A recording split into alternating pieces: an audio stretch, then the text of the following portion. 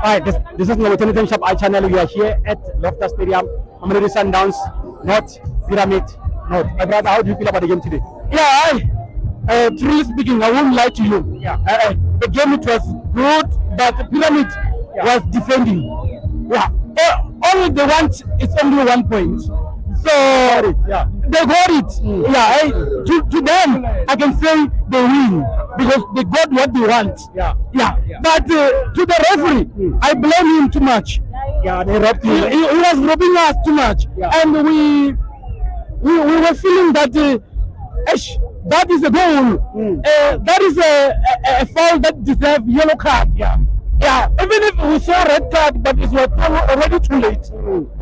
But all in all, the game was good. I think maybe when you go that side, you must make sure that you score more goals so that if the referee goes against you, Yes, you know, away game is too different, man. I won't lie to you. I know Rulani when he go out, he go for 1 point.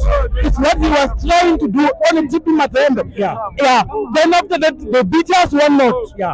But now, what I know is this: they're going to defend to come back with 1 point. On that group, it's tough.